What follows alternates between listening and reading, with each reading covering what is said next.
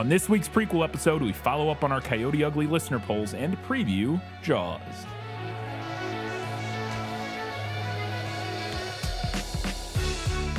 Hello and welcome back to This Film Is Like the podcast where we talk about movies that are based on books. It's a prequel episode. We don't have a ton of feedback, but boy, do we have a lot of previewing to do for Jaws. Everything I researched was interesting. And it's one of the most well-documented films of all time. So I have a lot of notes. You have a lot of notes about the book. So we're going to jump right in and start, as we always do, with our patron shoutouts. I put up with you because your father and mother were our finest patrons. That's why. No new patrons this week, but we do have our Academy Award-winning patrons, and they are Amanda, Nicole Goebel, Harpo Rat, Nathan, Matilde, Cottonwood Steve, Ben Wilcox, Teresa Schwartz, Ian from Wine Country, Kelly Napier, Gratch, Just Gratch, Shelby says it's fine, I didn't need a real trailer anyway, and That Darn Skag. Thank you all very much for your continued support. Truly appreciate it. Katie, let's see what people had to say about Coyote Ugly. Yeah, well, that's just like your opinion, man.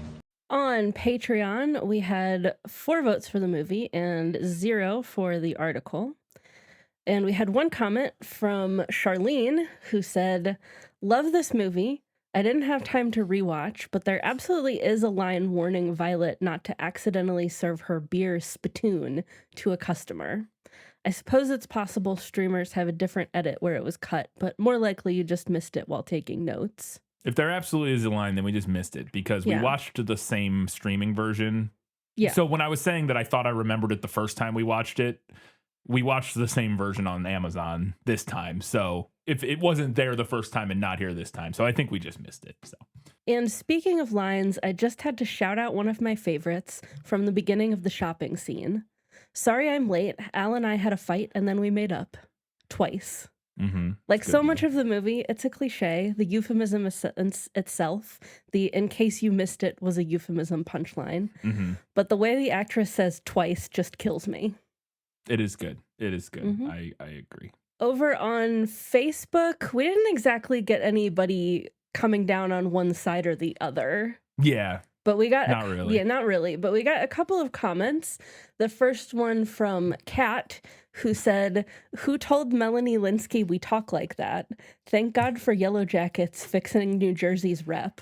I didn't even clock really that she was doing an accent. No, I knew she was doing a New I knew Jersey she was doing an accent, accent, but I don't know where Melanie Linsky's from, and I don't know enough people from Jersey to. That's also true. To know but what then they I sound couldn't like. stop thinking about how she was the only one with an accent. That is true. Despite 3 of the characters being from New Jersey. I think occasionally, oh my God, John. What was John Goodman? Goodman. I can't want to say John Hurt for some reason. John Goodman, I think occasionally throws a little bit on a few words here and there. Mm-hmm. But yeah, Piper Barabo doesn't at all.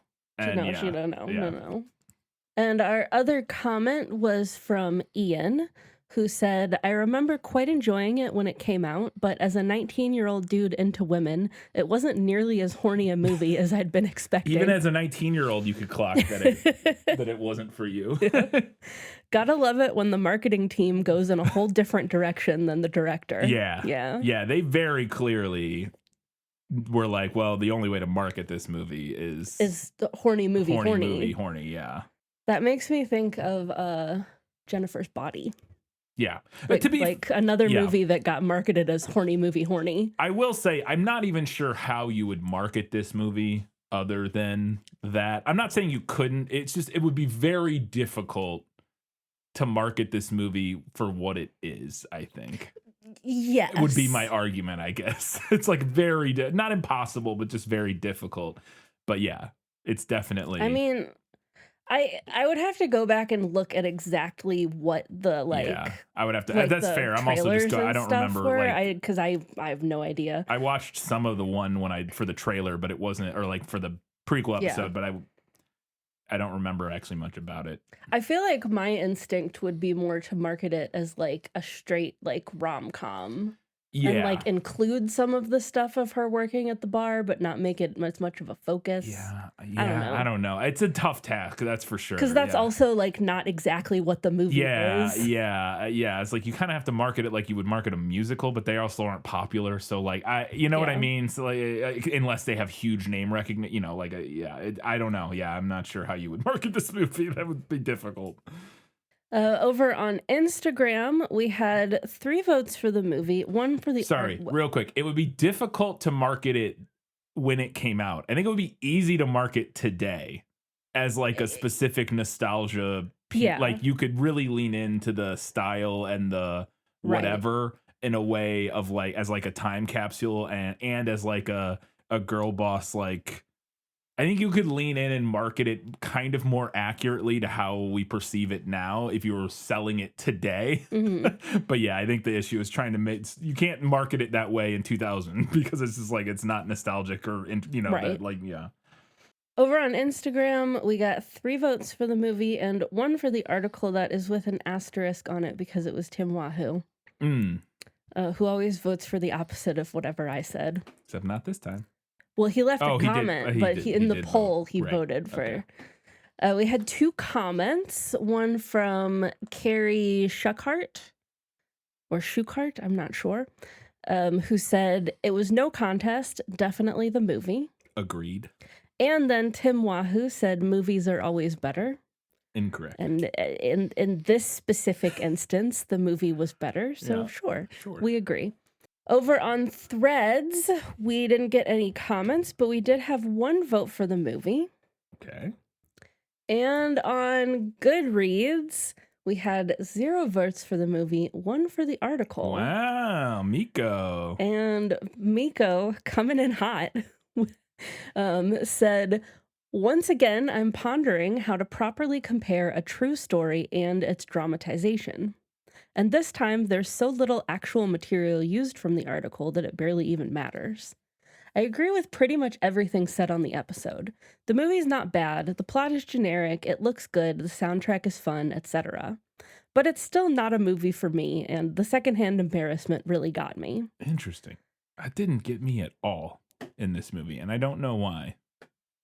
I guess it doesn't really, to be fair, that actually doesn't affect me much in media. It affects me a lot in real life. Yeah. I have horrible secondhand embarrassment IRL for like awkward situations and stuff like that. But in watching a movie, I like don't care. It doesn't affect me at all. I mean, I register it, but with this one specifically, one, it's a movie that I'm so used to that I watched a lot growing up that like I don't care. Yeah. But also I am so want to view it as camp. Yeah, now I think that's I also don't care. I think that's it for me too. Is that I think again, and also just genuinely doesn't really bother me. Like for instance, the episode of The Office, everybody talks like Scott's Tots The Office, everybody talks about how cringy that is, and some people can't watch it. It just doesn't bother me. I just don't like that one because it makes me sad. Like it is, yeah, and that's kind of what people are talking about. But it is kind of awkward, and there is some second embarrassment. But it just, I don't know. It doesn't, it doesn't affect me the way I think it does some people watching media. But again, it does. It's crazy because it really does in real life. I am hypersensitive to awkwardness in real life social situations and stuff like that. But and for instance, specifically with this movie, I agree with you that because it is so clearly camp, or at least some flavor of camp, that it doesn't remotely it doesn't even trigger the secondhand embarrassment. I can at least understand what people are talking about in the Scott's Tots episode. In this, I'm it doesn't even trigger I don't even really see it because it's well, that's what the movie Definitely people have different levels of tolerance for it and different levels of what they recognize as secondhand embarrassment. To me, we talked a lot about how this movie is like a musical. Yes. In the episode, and I think that its use of that kind of cringiness or secondhand embarrassment is very similar to a musical. Whereas it's self-aware. It's self-aware. Some people can tolerate that. Yeah. Some people love it some people don't like it at all and aren't going to go see a musical because they don't like that feeling. Yes, I agree. Yeah. But yes, that's another way it feels similar to a musical where it feels like it's kind of winking at the audience the whole time, which when it starts winking at me, I then no longer feel secondhand embarrassment about it because I'm like, oh, they know what's going on here. So it's like they're not embarrassed because they realize what they're doing. And so it ends up making it I don't know. Yeah, it's interesting. Yeah. Miko went on to say, the anecdotes in the article just felt more interesting and real. I'm probably in the clear minority with this one, but my vote goes to the book. There you go. So our winner this week was the movie. You were in the minority with that one, Miko, with 8 votes to the article's 2. Yeah. With our asterisk for Tim Wahoo. Yeah. Yep. If anybody has any late, I know we don't normally do this, but if you have any late feedback, I would love to hear other people's opinion on this. I understand that we shot ourselves in the foot by getting this episode out very late on a holiday weekend. So it was probably not the best situation for getting as much feedback as possible because we only had like a day or two for people to get their feedback in and stuff like that. And again, having it drop over just all that stuff, I get it.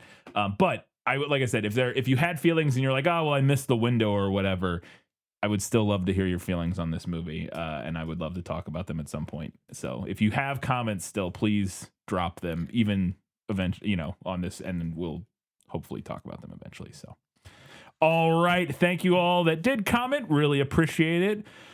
Very timely considering the short window you had. We don't have a learning thing segment this week because boy, do we have so much to learn about Jaws. There is a creature alive today who has survived millions of years of evolution without change, without passion, and without logic. It lives to kill. A mindless eating machine. It will attack and devour anything. It is as if God created the devil and gave him Jaws.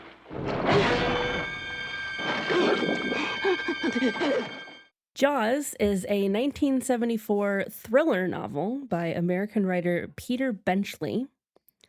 The idea for the novel stemmed from a lifelong fascination with sharks, which Benchley had frequently encountered while fishing in Nantucket with his father growing up.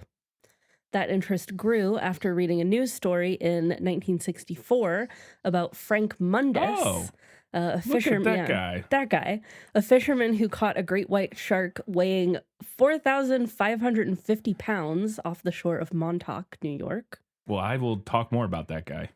Perfect. He's in my notes too. I'm guessing that we might have some overlapping information. So in 1971, Benchley was a struggling freelance writer.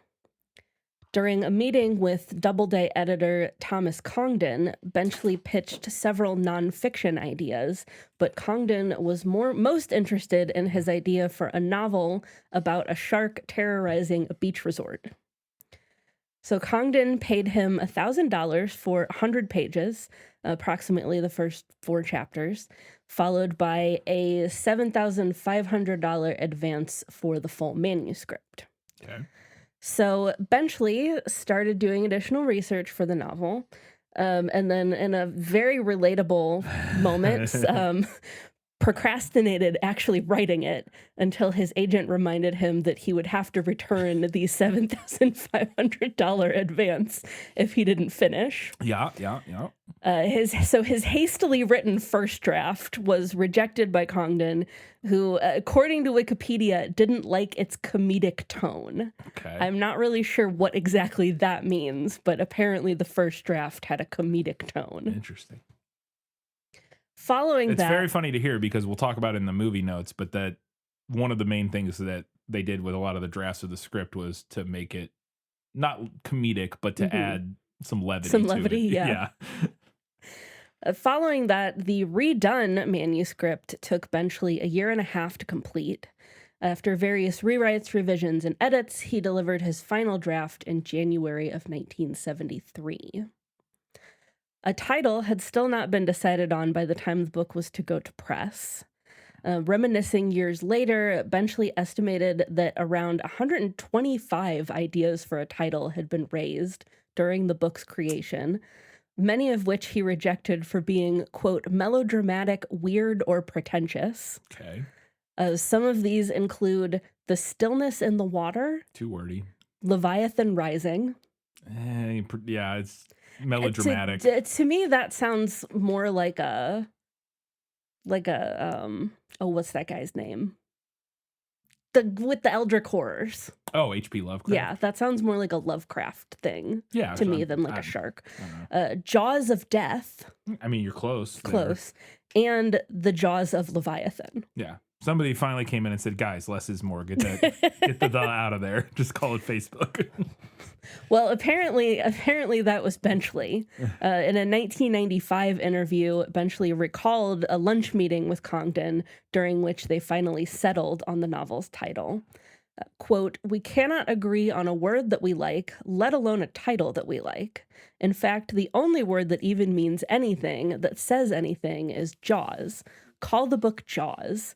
He said, "What does it mean?" I said, "I don't know, but it's short, it fits on a jacket, and it may work." He said, "Okay, we'll call the thing Jaws." What do you mean, what does it mean? It's a book about a shark. I feel like they were overthinking it. And maybe, I don't know, I haven't read the book, but like, I'm just thinking of the movie. I'm like, yeah, man, it's a book about a shark. It's got a big mouthful of teeth, Jaws. Like, right. Again, I get it that it's not. It seems obvious now in retrospect. Yes, but Jaws was not Jaws yet. Yes, at that's this fair. time. That is fair. Like I said, it does seem obvious in retrospect, and I admit I'm doing a little bit of that. But also, like when somebody would be like Jaws, you'd be like, well, what does it mean? I'm like, well, you know, like a shark has a big jaws full of teeth. I mean, I think the point is probably more along the lines that it doesn't inherently communicate anything about a shark. Yes, I guess that's true. Yeah, is that it does? Yeah, like it could be about any Anything, jaw, really. Yeah. Yes, that's true. So, moving on to the cover of the book. For the cover, what Benchley wanted was an illustration of the town of Amity as seen through the jaws of a shark. Yeah, sounds cool. That image was ultimately vetoed for sexual overtones, as it was compared by sales managers to vagina dentata, aka a vagina with teeth.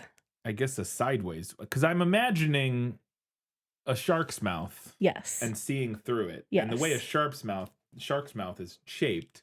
It would be more like horizontal. Yes, because that's what I would imagine That's what I would imagine as well. Yeah, which, again, not that it couldn't still be vaginal in some way, but it would be the wrong orientation, not the general orientation that you know what I mean? Right. Like, yeah. We're kind of have it tipped on its side. I mean, there. I don't know. I don't know what this thing looked like. I would have to see it, I guess. Yeah, but it's not impossible that it that it evoked that, I guess, but...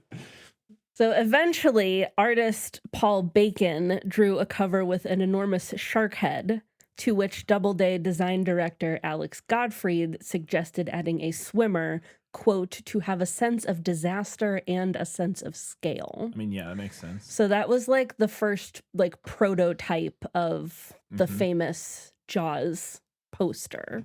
Well, cover and then I guess poster. Cover and then poster, yes, which we're getting to right now.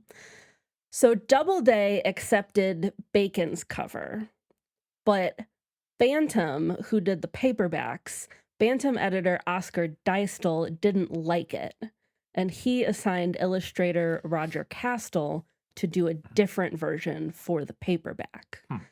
Castell used photos from shark exhibits at the American Museum of Natural History for reference, although the main shark that he ended up using was not a great white, but a mako shark. The oil on board painting Castell created for the cover would eventually be reused by Universal Pictures for the film posters and advertising. So that's his version is the version that we recognize today. Yeah. So if you go to the Wikipedia article for the novel, a mako shark and not a apparently, yeah, not a great white. But if you go to the Wikipedia article for the novel, the main picture at the top is the hardcover version that Bacon did, and then if you scroll down more, you'll see like the far more famous Castell paperback version that got used for the movie. Oh yeah, Yeah, the first one's I kind of like the first one too. The first one, one's it's kind of like minimalist. yeah, it's like all black, and then Mhm. it's just like a swimmer. Kind of looks like they're floating in space almost. It's Yeah. it's different in an interesting way that looks. Oh wait, okay, so maybe was that one the Mako shark? Because that looks more. I don't. I'm pretending to be a shark expert here, but the image of the original cover, the black one, to me looks less like a great white and more like a different type of shark. At least This is just I what know. my Yeah. research Yeah. revealed. And then the one that is the book, the paperback cover that is the movie poster, to me looks more like a great white. Just based on my very cursory knowledge from having watched like Shark Week and stuff on Discovery back in the day. But I don't know. I just Googled Mako shark and it looks to me kind of similar to a great white. they are yeah. Yeah, they look pretty similar to me. Yeah, they do look pretty similar. And actually, the one on that original cover doesn't look like a Mako shark. It looks almost more like a whale shark or something. Yeah. I guess that's what I was thinking, is that the one on that original cover looks, one, it doesn't have its mouth open. Mm-hmm. And it looks almost more like one of those like bottom feeder sharks or something. Yeah, You know what I mean? Not, Like to me, it's not like as obviously a shark as the paperback version. It looks almost like a whale shark or something. Yeah. Or something. It just looks way less threatening than the one that's on the movie poster and the paperback cover, which, because you can actually see teeth and stuff. Mm-hmm. And it does look pretty similar to, I could see that being a Mako shark, but it looks close to a great white. It looks closer to a great white than the original poster did. Yeah. So so that was the one that Castell did, was the one that ended up being used for the movie. And the original painting of the cover that he did was either lost or stolen and has never been recovered. We don't know what happened to it. So Benchley has said that neither he nor anyone else involved in Jaws' conception initially realized the book's potential. Congdon, however, sensed that the novel had prospects, and he sent it to the Book of the Month Club and other like similar organizations. The Book of the Month Club ended up making it an A book, qualifying it for its main selection. And Reader's Digest condensed books also selected it after removing the adult themes and language, which I guess is a Reader's Digest condensed books thing. yeah, I was like, is that what they do with condensed books? I would have assumed they cut out like I've never actually read a Reader's Digest condensed book. Feels like a crime against literature, to be fair, but I don't know. I mean, I think a lot of people would probably say that about Reader's Digest. Yeah. But it's like those there was a service that was doing that called like Blinkist or something, that was like, I think they specifically mainly did it with nonfiction books, which is different, a little different at least, versus a fiction book, because the whole purpose of a fiction book is the experience of reading it. Right. Whereas with a nonfiction book, you're trying to get like information out of it. And so, but there was like a service you could subscribe to that was like, here are like 15-minute audio versions of like the high points. It's like Spark Notes for sure. Yeah. Upon the book's release, Jaws was a great success. The hardcover edition stayed on the New York Times bestseller list for 44 weeks. It peaked at number 2 behind Watership Down, a thing that we're never covering on here. I'm drawing the line at Watership Down, selling a total of 125,000 copies. The paperback version was even more successful, topping book charts worldwide. By the time the film adaptation debuted, which was, again, not very long after the book's publication, the novel had sold 5.5 million copies domestically. Despite that commercial success, reviews of the novel were mixed. The main criticism focused on the human characters. Michael A. Rogers of Rolling Stone declared that, quote, none of the humans are particularly likable or interesting, and confessed that the shark was his favorite character, and, quote, one suspects Benchley's also. So that criticism matches with the stuff I'll talk about in the movie notes. Critics also derided Benchley's writing, Time reviewer John Scow described the novel as, quote, cliche and crude literary calculation, where Love it when events... critics get to be... Oh, this one gets better. All right. Where events refuse to take on life and momentum, and the climax lacks only Queequeg's coffin to resemble a bathtub version of Moby Dick. Yeah, right? Good for you. Writing for The Village Voice, Donald Newlove declared that, quote, Jaws has rubber teeth for a plot. It's boring, pointless, listless. If there's a trite turn to make, Jaws will make that turn. All right. These are, I feel like some of these guys didn't realize what genre they were reading. I will say these match, at least the bad reviews match some of the things our patrons have said on the discussion board. I think it might have been Nathan or somebody who said that the delta between how much they dislike this book versus how good the movie is. This is one of the larger, like... I am not super far into the book yet. So far, I feel like it matches what I remember from the movie. Interesting. But it's also been a really long time since we'll hit more on that. I'm surprised to hear that based on what Steven Spielberg said about the script, but we'll get to that. But again, I'm also not very far into the book. Well, I guess we'll get to it. However, not all of the reviews were bad. New York reviewer Elliot Fremont Smith found the novel, quote, immensely readable, despite the lack of, quote, memorable characters or much plot surprise or originality. Fremont Smith wrote that Benchley, quote, fulfills all expectations, provides just enough civics and ecology to make us feel good, and tops it off with a really terrific and grisly battle scene. Christopher Lehman Haupt praised the novel in the New York Times, highlighting the strong plot and rich thematic substructure, while the Washington Post's Robert F. Jones described Jaws as, quote, much more than a gripping fish story. It is a tightly written, tautly paced study which forged and touched a metaphor that still makes us tingle whenever we enter the water. Interesting. What is it a metaphor? I think I actually have some notes about that. We'll talk. I think it's about Watergate, maybe. Oh, really? Apparently, that's one of the interpretations of the film. There is corruption. Yeah, that's like one of the big, not so much about Watergate, but a kind of cultural, kind of like cultural, in the wake of Watergate. Yeah, Gotcha. Specifically the film, but yeah. My final note here, in the years following publication, Benchley began to feel responsible for the negative attitude against sharks that his novel engendered. Yeah. He became an ardent ocean conservationist. In a 2000 article for the National Geographic, Benchley wrote, quote, considering the knowledge accumulated about sharks in the last 25 years, I couldn't possibly write Jaws today. Not in good conscience, anyway. Back then, it was generally accepted that great whites were anthropophagus, i.e. that they ate people, by choice. Now we know that almost every shark attack on a human is an accident. Yeah. A shark mistakes a human for its normal prey. Yeah. Also exceedingly rare. Yes, but very rare. Very rare. And it is like, oh, you were seal, whoops. Yeah. Yeah. I needed a little nibble to figure out what you were, my bad. Yeah. Yeah. All right. I have so many notes, and a lot of it expands on what we already talked about. So let's learn a little bit about Jaws, the film. This is Universal's extraordinary motion picture version of Peter Benchley's best-selling novel, Jaws.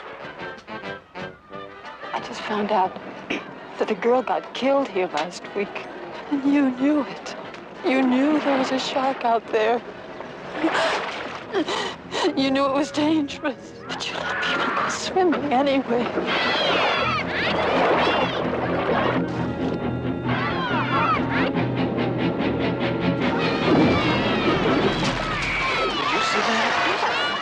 Jaws is a 1975 film directed by Steven Spielberg, known for E.T., Schindler's List, Raiders of the Lost Ark, Saving Private Ryan, The Color Purple, Hook, Jurassic Park, Minority Report, Catch Me If You Can, War of the Worlds, and Ready Player One, among many others. I tried to include all the ones we've done in there, but there are also tons of other movies, obviously. It was written by Peter Benchley, who also has some writing credits on other Jaws movies, but he actually did write He's not only just credited as novel by, he Yeah. is credited on the screenplay on this. So Yeah, I saw that he worked on it. I left and that for we'll you. get into that. Yeah, we'll get into that. And then Carl Gottlieb is the other credited writer, but we'll get into that. A lot of details about that here. Carl Gottlieb also wrote Jaws 2, The Jerk, which I thought was interesting, and Jaws 3D, and some other stuff that we'll talk about later. Mainly TV. He was a writer on The Odd Couple. The film stars Roy Scheider, Robert Shaw, Richard Dreyfuss, Lorraine Gary, and Murray Hamilton, among others, mainly residents of Martha's Vineyard, from the notes we'll talk about. The film has a 97% on Rotten Tomatoes. Might be the highest reviewed movie we've ever watched from Rotten Tomatoes. I would have to go look. I don't think we've ever done one with maybe we've done a 98 or something, but I think this might be the highest reviewed movie we've ever done on Rotten Tomatoes in terms of their score metric. An 87 on Metacritic and an 8.1 out of 10. It is the top-rated movie number 203 on IMDb. It was nominated for Best Picture, and then it won Best Sound, Best Film Editing, and Best Music for Original Score for John Williams. The film made $495 million against a budget of $9 million. So despite all of the budget issues we'll talk about, they came out on top on this one. So, Universal Pictures producers Richard Zanuck and David Brown discovered the novel in the literature section of Cosmopolitan, which was edited by David Brown's wife, Helen. There was an editor note, presumably written by her. I don't actually, the Wikipedia article didn't say. The editor's note said, quote, might make a good movie, end quote. Both producers read the book overnight and agreed the next morning that it was, quote, the most exciting thing that they had ever read, end quote. And they purchased the rights in 1973 before the book's wide release or publication. John Sturgis, the director of The Old Man and the Sea, and Dick Richards were both considered to direct the film. But Richards was dropped from the film because producers were annoyed that he kept referring to the shark as a whale, apparently, which I thought was hilarious. That is like extra funny to me because they keep calling it a fish in the book. Yeah. And I'm like, it's not a fish. It's not a fish, you I guys. assume he just kept thinking of Moby Dick. Yeah. Spielberg had just directed his first theatrical release, The Sugarland Express. It wasn't even out yet, but he had just finished the actual direction of it, and it was still in like post-production or about to come out for both Zanuck and Brown. And he discovered the novel in their office during a meeting or something like that, and then he read it and he became obsessed with it. He was signed on to direct in June of 73. Ultimately, he became reluctant to shoot the film because he was scared that it would pigeonhole him as, quote, the truck and shark director, end quote, which I thought was interesting. So specific. So specific and weird because Sugarland Express is like a car. It's not a car chase movie, but the big main plot element of it is like a slow speed. It's based on a true story. It's about like a slow speed car chase where some people like kidnapped a highway patrol officer, and there was like this weird like low speed chase across the country or something like that. So it's a lot of cars and stuff in that. But yeah, I apparently he didn't want to be the truck and shark director. He wanted to move on to a film, a dramedy that was set in the 1930s during Prohibition that was called Lucky Lady. But the studio ended up saying, pulled up his contract and said, nah, you can't leave. You got to direct this movie. Getting into the actual script writing of the film, which obviously worked out for him pretty well. Yeah, right. Getting into the actual process of how they came up with this script, Spielberg wanted to keep the basic plot initially, but his favorite part of the book was the shark hunt on the final 120 pages. So he decided to trim a bunch of Benchley's subplots, saying, quote, I'd like to do the picture if I could change the first two acts and base the first two acts on original screenplay material and then be very true to the book for the last third, which is why I was interested to hear that your small part of what you've I'm literally read only so like far. 75 pages Yeah, well, but in. that's interesting, though, because I would have thought that would be the part that would be the least like the, you know what I mean? Because it sounds like, anyways, but maybe not. Maybe we'll see. I don't know. Benchley, as we mentioned, wrote 3 drafts of the script. And then when he delivered the third draft to Spielberg, he said to him, quote, I'm written out on this, and that's the best I can do, end quote. He said that his contributions in the final film are, quote, the storyline and the ocean stuff, basically the mechanics, end quote. And that a lot of it got changed after he washed his hands of it. So, as you mentioned in the reviews for the book, characters were not a high point in a lot of the reviews, and Spielberg was worried that the characters in the story were too unlikable, and so he went hunting for a screenwriter to do a rewrite of Benchley's scripts. Howard Sackler, probably best known for writing and I think directing The Great White Hope, had an uncredited rewrite on the script, and Spielberg also tapped his buddy Carl Gottlieb, who I mentioned earlier, who was a comedy writer working on The Odd Couple, to punch up the script and add some levity. That's what I was talking about specifically. They brought in a comedy guy, which I thought was funny considering the first manuscript was rejected for being too comedic. And then they were like, for the movie, we got to punch up this comedy a bit. Gottlieb also appears in the film as Harry Meadows, who's the editor of the local newspaper. He was only supposed to initially do a 1-week dialogue polish on the film, but ended up rewriting nearly the entire script during principal photography and ended up becoming the primary credited screenwriter. They would often finish scenes the night before they were supposed to be shot, with him, Spielberg, and the cast sitting around having dinner and discussing their plans for the next day. Famously, this movie was... I'll get into it more here, but the production for this movie was a disaster, and the fact that they made one of the greatest films of all time is amazing. And that happens a lot, though. There's a lot of stories about some of the greatest movies ever made having disaster productions. The director estimated that the final script had a total of 27 scenes that were not in the book, so get ready for that. Can't wait. The character of Quint is inspired by real-life fisherman and charter captain Frank Mundus, who you mentioned earlier. Apparently, his tactics of killing whales for chum and harpooning sharks were criticized even in the time period where he was active, which was like the 40s through the 80s mainly. And in the final years of his life, according to Wikipedia, he did campaign for shark fishermen to catch and release, and ended up writing a conservation book titled, titled White Shark Sam Meets the Monster Man. What a title. Which to me, just going purely off the title, sounds like he hit the Guillermo del Toro realization at the end there that man was the real monster in all of this, potentially. Again, just going purely off the title there. So Spielberg wanted to cast somewhat anonymous leads in order to help the audience, quote, believe that this was happening to people like you and me. He didn't want a bunch of famous people in his movie. I thought this was interesting. Stuntwoman turned actress Sarah Backlany was cast as Chris Watkins, who is the first victim in the cold open of the film, mainly because she was a good swimmer and was willing to perform nude. There you go. Many of the other minor roles in the film were performed by residents of Martha's Vineyard, where they shot the film. Robert Duvall was offered the role of Brody, but he only wanted to play Quint, and the production decided that he was too young for that role, so they said, sorry, can't do it. You can be Brody or you cannot be in the movie. Charlton Heston expressed interest in the role of Brody, but Spielberg was like, you're definitely too famous, Mr. Charlton Heston. But Roy Scheider overheard Spielberg talking about the movie at a party, and he became interested in the role and ended up eventually being cast. 9 days before the start of production, neither Quint nor Hooper had been cast. Producers had just finished working with Robert Shaw on The Sting, and they suggested him. He didn't want to take the role because he didn't like the book, but he ultimately decided to accept after his wife and his secretary both were like, you should take this role. And he was like, all right.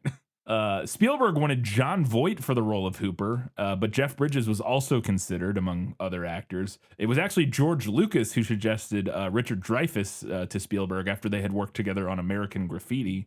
Dreyfuss initially passed on the role, and this is fascinating to me. I'm assuming all of this information is all from Wikipedia. I assume all of this is from interviews and stuff. That's usually what a lot of this is, and behind the scenes featurettes and stuff like that. A lot of the sources cited when I was reading for the book were from Shaw's 30th anniversary, blah, blah, blah, 25th anniversary. I'm sure tons of this is, they got all the actors back together, they sat them down, they had them talk about the movie, and they pulled a lot of this, little tidbits are pulled from those, so who knows? These are things the actors said about their experience with the movie. They're storytellers, man. I don't even know if because this is one of those ones that makes me question if this was true or not. But Dreyfuss initially passed on the role, then reportedly saw an early screening of his most recent film, The Apprenticeship of Duddy Kravitz, and he thought that he was so bad in it that no one would hire him after the movie came out, so he called Spielberg back and accepted the part because he's like, I'm not going to work anymore, so I better accept this job. He could strike while the iron's hot. More on that later. Okay. I've never even heard of that Yeah, I had movie. never even heard of it either. Part of the reason Martha Vineyards was chosen for the film was that, this was interesting, I didn't realize this, was chosen for the filming location, was that the bottom of the ocean there never drops below about 35 feet as far as 12 miles from the shore, which meant that it was a lot easier for them to film with the sharks and stuff and still be out of sight of land because they needed like shallow water for, I don't know, like the mechanical sharks to operate, but not to look like they were right by the shore. Not to look like they were by the shore, so they could film in locations where there's no, you can't see the land, but the water's only like 30 feet deep, so it's kind of worked out for them. So initially, producers, and this is one of those that to me sounds like somebody made a joke and Wikipedia wrote it as a real fact about the movie, but who knows. Initially, producers wanted to train a great white shark and then quickly realized this was not possible, so they made 3 pneumatically powered prop sharks. Did they really want to train a great white shark, or did somebody in a meeting go, or like in one of the I bet what happened here is in one of the retrospectives, one of the producers said, yeah, during one of the first meetings, Jim said we should just train a shark, and we all said, you're an idiot. And then and then that turns into, initially producers wanted to, you know what I mean? Like, I don't even know, but that's my guess for a lot of these kind of things where it's like, but maybe there were serious consideration to training a great white shark. I have no idea. I don't always have the greatest faith in the intelligence of producers. So That's true. That's true, yeah. I would believe that. That's true, I guess, yeah. The crew that created the sharks, or like the special effects team that created the sharks, were supervised by Bob Matty, or Matey, I'm not exactly sure how to pronounce. I'm going to say Matey based on the property we're reviewing. Bob Matey, who was best known for creating the giant squid in 20,000 Leagues Under the Sea. Nice. So that was fun. This, according to Wikipedia, Jaws was the first major motion picture to be shot on the ocean. That seems implausible to me, but I guess I could also kind of believe it because this might have been we're in the 70s and we're finally getting to a point where cameras are portable enough and like it's feasible enough maybe to film. Feasible enough that you wouldn't do your ocean shots in like a sound stage in a giant pool. Yeah, and we'll get to that here right now. Shooting on the ocean caused a lot of problems, as did the mechanical sharks famously, and the production budget more than doubled over the course of the film. The original production budget, I believe, was $4 million and ended up being $9 million. Disgruntled crew members nicknamed the film Flaws due to the constant issues. Pretty good, guys. Spielberg said of the experience, quote, I was naive about the ocean, basically. I was pretty naive about Mother Nature, and the hubris of a filmmaker who thinks he can conquer the elements was foolhardy. But I was too young to know I was being foolhardy when I demanded that we shoot the film in the Atlantic Ocean and not in a North Hollywood tank, end quote. I will say, I do think that this movie filmed in a soundstage in a water tank. What? Like some stuff, or sorry, what? No. Go ahead. Yeah, I do think that if this film were filmed in a soundstage in a water tank, it would lose a lot of what makes this movie work. Yeah, because it feels very real. Yeah, and I don't know if you would get that feeling from a soundstage water tank in 1975. I don't know. I do wonder if the magic of this movie would just not exist if they had gone that route. Some other issues that they dealt with was unwanted sailboats drifting into shots at different times. Cameras getting wet, obviously, was a big one. And apparently the Orca, which is the ship, and they had 2 different versions of the ship. One of them was built for sinking, but apparently there was one instance where the Orca started sinking with the actors on board when they did not intend for that to happen. The mechanical sharks also famously a nightmare of malfunctions and issues. Spielberg speculated that during a 12-hour shoot day, they averaged roughly 4 hours of actual filming, and the rest was spent dealing with problems. Which honestly doesn't sound that far off from a normal. It's not that much, but it's there's a lot of dealing with other stuff and not actually filming when you're making a movie, but. That is crazy. That is a very small proportion for actually shooting.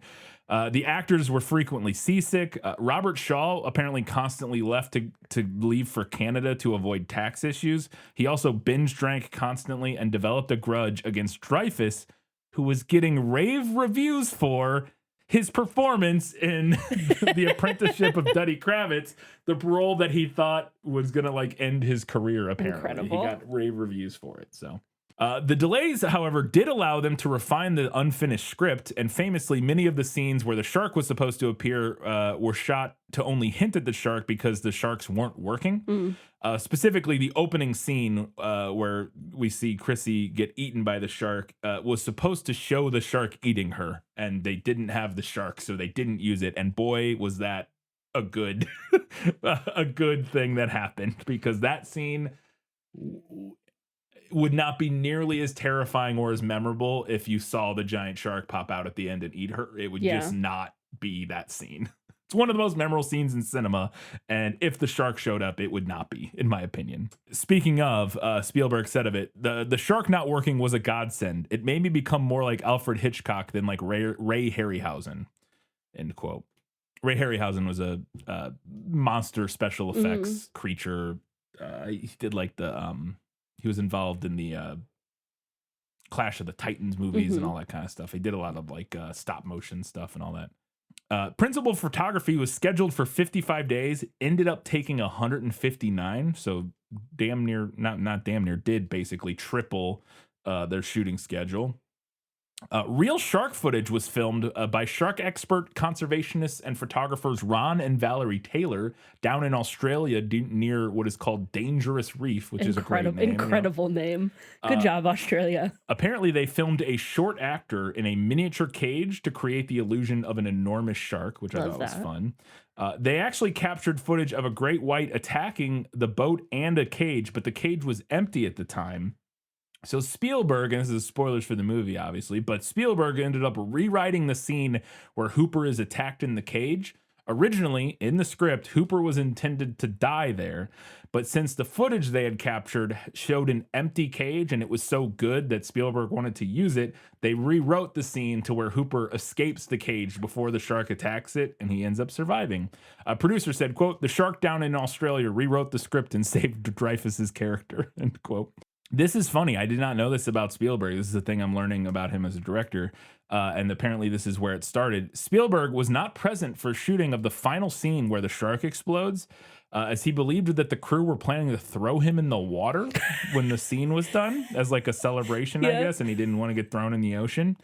It has since become a tradition for Spielberg to be absent when the final scene of one of his films is being shot, which I thought is fascinating. That feels like one of those like a sports where you where you wear the same socks or something. Honestly, it could be. Like if I'm absent for every final scene, every movie will be as big of a hit as Jaws. Yeah. I would be interested to see how that actually works in practice and what that means for like all of his movies. Like I would just be really interested to see like in practice how that played out for like every movie he's done, because I don't know. Like I have to imagine some of his movies, and I assume that when they say final scene, because obviously that's not the very final.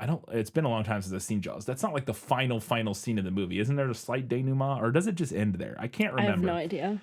It might be. If it is the actual final scene in the movie, basically I'm asking, I don't know if they necessarily mean the final scene in the film or the final scene that they filmed, because that is not the same thing. I mean, I would think it would have to be the final scene that they filmed. Right, yeah. For it to be this thing where they were going to throw him in the ocean. Which is why I'm almost wondering if maybe that would make more sense then is if what happens if they schedule kind of meaningless, right? Yeah, nothing something that he doesn't really need to be there. Handle. Yeah, or the second unit director or whatever can handle. And I guess maybe, but yeah, it's interesting. I've never heard that, and I thought that was I want to know more now. According to producers, editor Verna Fields was pivotal in shaping the film. Same thing that happened with Star Wars. The lady editor was kind of. It is interesting how so many editors were women back in the day. And they still are to some extent, but it's not. I think it's way more even. Like there were back in the day, like every big movie was edited by a woman, which I was just found. I'm not sure why that was. You know what I mean? Yeah. I'm not sure what caused that, but Verna Fields was pivotal in shaping the film. One of these quotes from one of the producers, quote, "She actually came in and reconstructed some scenes that Steven had constructed for comedy and made them terrifying, and some scenes that he shot to be terrifying and made them comedy scenes," end quote. So, again, that's you can do in the edit. You can really change how scenes are presented, and it sounds like it happened here, just as it did in Star Wars and countless other movies, but those are famous examples. John Williams, as we mentioned, composed the film score and won an Academy Award for it. It was later ranked the 6th greatest score of all time, or like in cinema, by the American Film Institute. This is really interesting. I mentioned this here before we get to reviews. There are a lot of very deep and layered interpretations of this film that revolve around Watergate and the lack of trust and authority, etc., that all seem very interesting. And I would like to revisit during the episode after we watch this to see how we feel about that. Because obviously, I don't remember the last time I watched this movie. It was probably, we'll talk about that later. But yeah, I didn't watch this at an age where I was thinking about its relevance with and relationship in the cultural zeitgeist to Watergate. I was not. That's something I was thinking about watching this movie. So reviews. Obviously, it's got a lot of good reviews. Variety's A.D. Murphy praised Spielberg's directorial skills and called Robert Shaw's performance absolutely magnificent.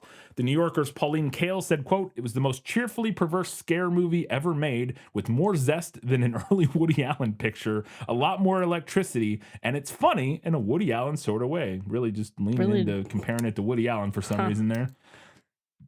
I guess because it's the New Yorker. They're big Woody Allen fan. I don't know. The New York Times, for New Times, Frank Rich wrote, quote, "Spielberg is blessed with a talent that is absolutely absent with most American filmmakers these days. This man actually knows how to tell a story on screen. It speaks well of this director's gifts that some of the most frightening sequences in Jaws are those where we don't even see the shark," end quote. Writing for New York Magazine, Judith, again, a thing he kind of lucked into, which is hilarious. Just goes to show that a lot of great art is not like a single person's brilliant vision. It's a lot of coincidences and all kinds of stuff coming together. Writing for New York Magazine, Judith Christ described the film as, quote, "an exhilarating adventure entertainment of the highest order." Also complimented the acting and said, quote, "extraordinary technical achievements." Rex Reed praised the nerve-frying action scenes and concluded, quote, "For the most part, Jaws is a gripping horror film that works beautifully in every department," end quote. David Thompson wrote, quote, "Like Coppola on The Godfather, Spielberg asserted his own role and deftly organized the elements of a roller coaster entertainment without sacrificing inner meanings. The suspense of the picture came from meticulous technique and good humor about its own surgical cutting. You have only to submit to the travesty of Jaws 2 to realize how much more egregious..." Oh, so this is a not contemporary review. "You only have to submit to the travesty of Jaws 2 to realize how much more engagingly Spielberg saw the ocean, the perils, the sinister beauty of the shark, and the vitality of its own human opponents." Writing for the New York Times, Vincent Canby said, quote, "It's a measure of how the film operates that not once do we feel particular sympathy for any of the shark's victims. In the best films, characters are revealed in terms of the action. In movies like Jaws, characters are simply functions of the action, like stagehands who move props around and deliver information when it's necessary." He did say, quote, he did describe it as, quote, "the sort of nonsense that can be a good deal of fun," end quote. So I think it sounds like maybe kind of negative review, potentially. Maybe. It's hard. I would have to have more context to say, Yeah. but I think that may have been kind of a negative review. Los Angeles Times, Charles Champlin disagreed with the film's PG rating, saying, quote, "Jaws is too gruesome for children and likely to turn the stomach of the impressionable at any age. It is a coarse-grained and exploitative work that depends on excess for its impact," which is interesting. "Ashore in its bore, awkwardly staged and lumpily written," end quote, which is fascinating review of the film Jaws. Marcia McGill of Films and Reviews said that, quote, "While Jaws is eminently worth seeing for its second half, she felt that before the protagonist's pursuit of the shark, the film was, quote, often flawed by its busyness," end quote. And finally, Roger Ebert, writing for the Chicago Sun-Times, gave the film 4 out of 4 stars, calling it, quote, "It's a sensationally effective action picture, a scary thriller that works all the better because it's populated with characters that have been developed into human beings. It's a film that's as frightening as The Exorcist, and yet it's a nicer kind of fright, somehow more fun because we're being scared by an outdoor adventure saga instead of a brimstone and vomit devil," end quote. And then finally, just some accolades for the film. In the years since its release, it has been cited by film critics and industry professionals as one of the greatest films of all time. It was number 48 on AFI's on American Film Institute's 100 Years, 100 Movies, a list of the greatest American films of all time compiled in 1998. It then dropped to number 56 on the 10th anniversary of that list. AFI also ranked The Shark at number 18 on its 50 best villains list. Roy Scheider's line, "You're gonna need a bigger boat," was 35th on the list of top 100 movie quotes of all time. John Williams' score was at sixth. It was sixth on a list of 100 years of film scores, and the film is second on a list of 100 most thrilling films behind only Psycho. In 2003, the New York Times included the film on its list of best 1,000 movies ever made, and in 2001, it was selected for preservation in the National Film Registry. I'm not going to plug stuff. Katie, where can people watch Jaws? Well, as always, you can check with your local library. I bet they have a copy of this. I would bet. Or if you still have a local video rental store, you can check with them. Otherwise, you can stream this with a subscription to Stars or Philo, or you can rent it for around $4 through Prime, Apple TV, YouTube, or Fandango at home. Absolutely. I'm a little surprised this wasn't on the Criterion channel. Oh yeah, it's not.